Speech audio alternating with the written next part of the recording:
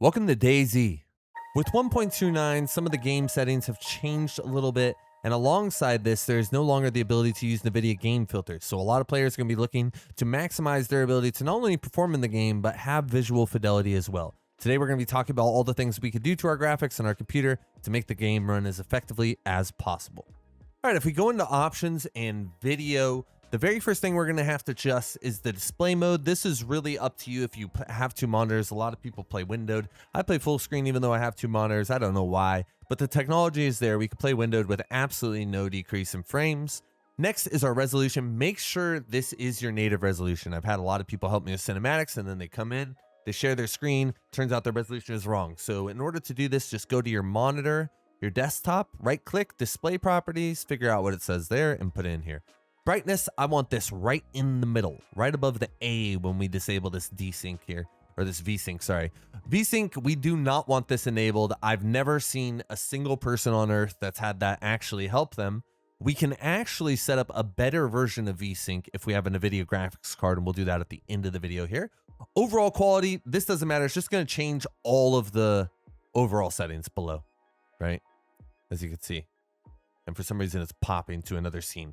Now, we're going to talk about the actual settings here. So terrain visibility and object visibility, these used to, and I'm not sure if this is because I'm on a private server, but these used to adjust. Terrain visibility would make this hill kind of disappear if I put it to low or poor, right? But it doesn't adjust anything anymore. I don't know if we read right here, it says sets the render distance of terrain. Note the setting may be forced by server configuration and multiplayer. I don't know if my custom server that I'm doing this video on has that adjusted. I never changed that.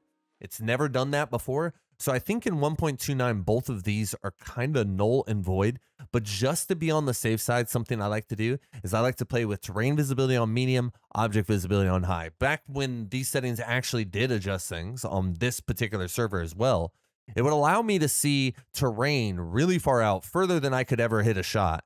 And it would allow those, and it having the object visibility to high would allow that terrain to have trees on top of it or buildings if they were there. So they wouldn't be popping in the distance as I ran. Now we're talking about the real settings, scene complexity. So scene complexity, everything under here is the drawing details of our scene. They're drawing the setting essentially.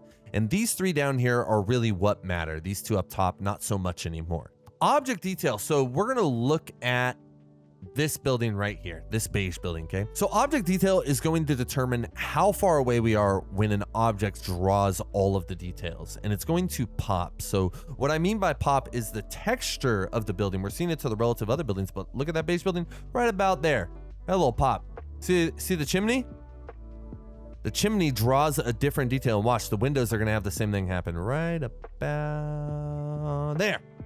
Boom, you see that difference right there? So that is object detail. It's deciding at what distance the buildings are all going to become pixelated like this.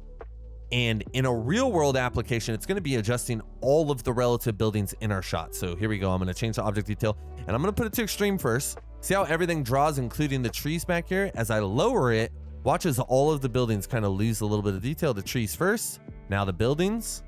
Oh, now everything's looking ugly. Oh, goodness, right?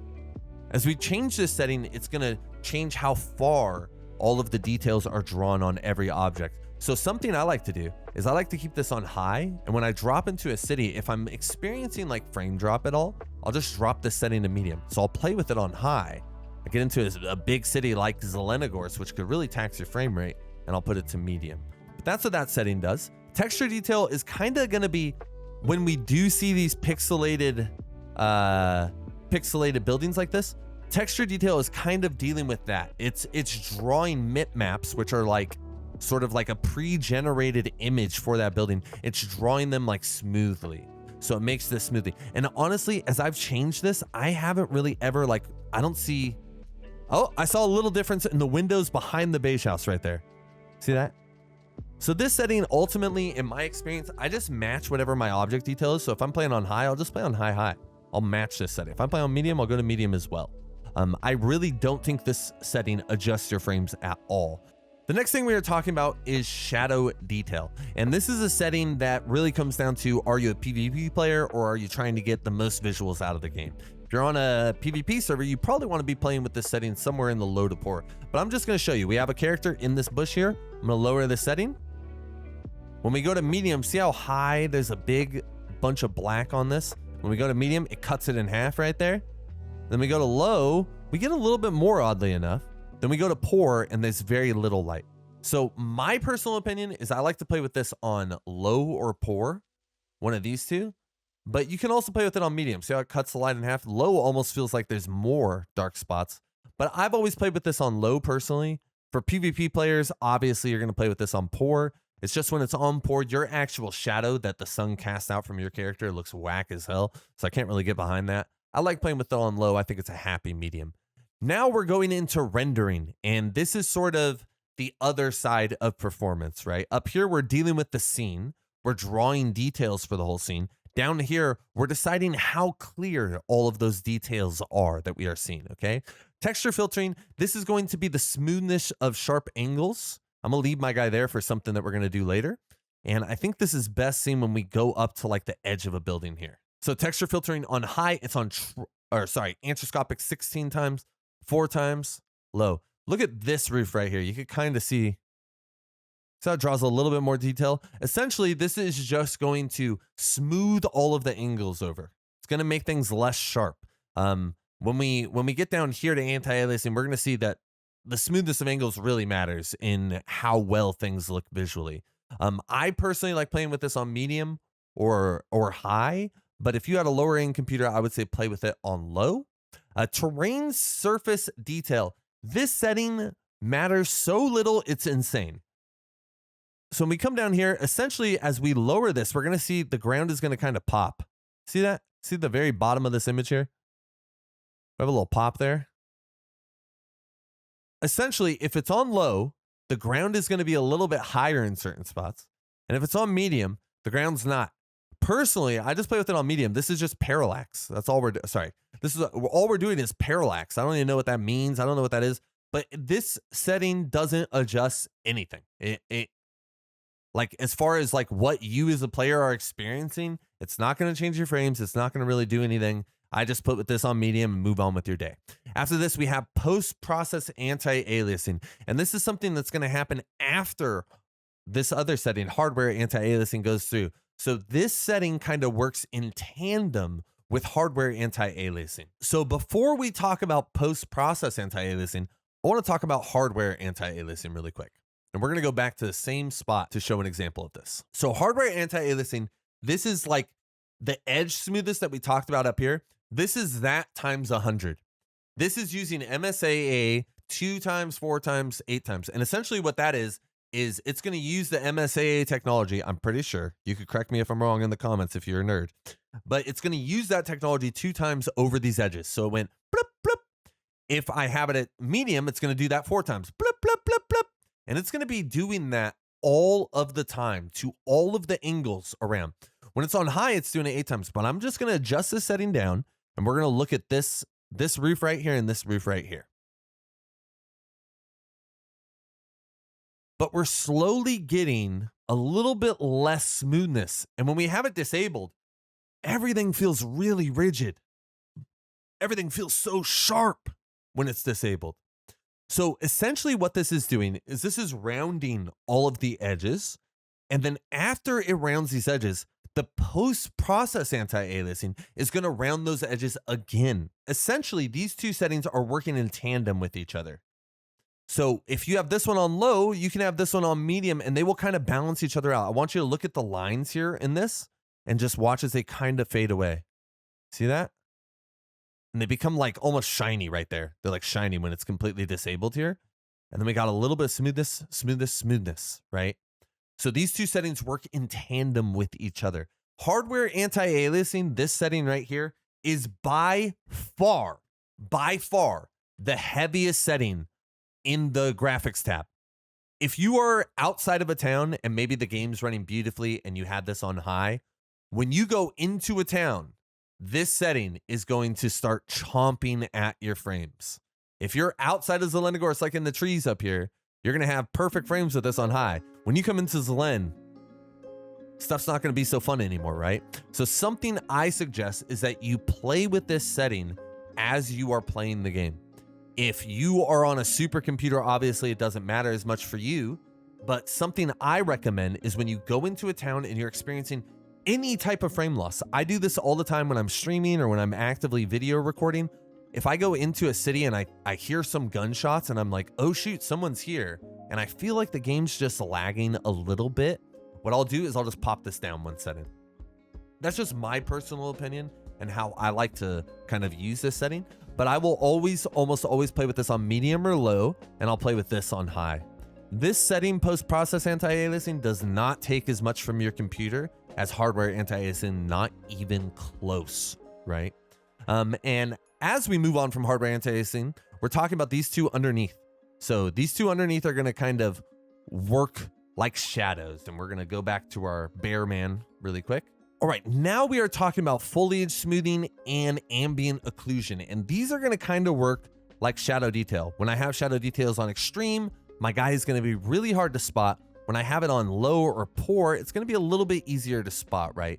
My opinion is low for this, but as we go down to foliage smoothing and ambient occlusion, we're going to see the exact same effect as shadow detail kind of. So as I disable this, you're going to watch my character be way more visible and bright. Boop. Look at that. Compare. So foliage smoothing is a setting that really comes down to, what are you looking for in the game? It darkens everything. It makes everything a little bit darker, but also at the same time is it adds a depth to all of the trees and all of the foliage in the world that makes it feel a lot more visually appealing. So what I like to do personally is I like to keep this one enabled because I like a little bit of visual experience, and I'll mess with ambient occlusion a little bit more. So I'm going to leave this one enabled for now, or I'll disable it. I'll enable it just so we could see ambient occlusion a little bit better. So it's on extreme. Look how dark that spot is right now. And I'm going to lower it slowly.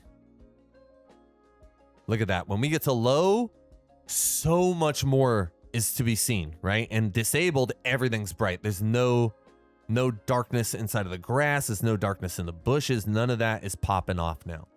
So once we have this on disabled, if we disable this other setting, we have extreme brightness. We could see literally everything now. Shadows do not exist, but at the same time, grass looks like garbage, right?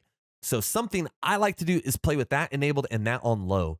I like a little bit of visuals, and honestly, I am like one of the few things that I think I'm good at in DayZ is spotting players. And I do it with that ambient occlusion on low, and I do it with foliage smoothing enabled. Now, these last two settings right here don't matter at all. You could disable them and put them to low. Post-process quality is just going to be how rain and like rays from the sun and stuff like this are going to be looking on your screen. And ultimately, like, the performance doesn't change if you put it on high or low, and really the visual doesn't change too much from high to low, in my opinion. Maybe when it's raining a little bit, you could see a little bit of difference, but ultimately I like just leaving this on low just for safekeeping. This is normally what I play on, and I have a pretty strong computer right now. So I'm gonna first show you my settings right here, and now I'm gonna build a setting for someone who has a little bit less powerful computer, and also for someone who has a medium grade computer. If you are strictly looking for PvP, I will also put the settings right now for you.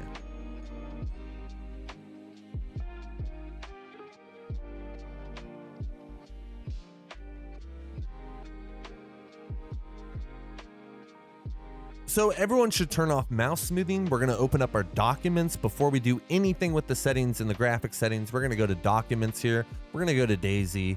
We're going to go down to our settings. So it's going to say our profile name and then underscore settings. And we're going to open that file. And we're going to scroll down here to where it says mouse smoothing. Now for you guys, it's probably going to say 30 here, but you're just going to delete that 3. You're going to leave it to 0 and you're going to save. After we save, we're going to close it up.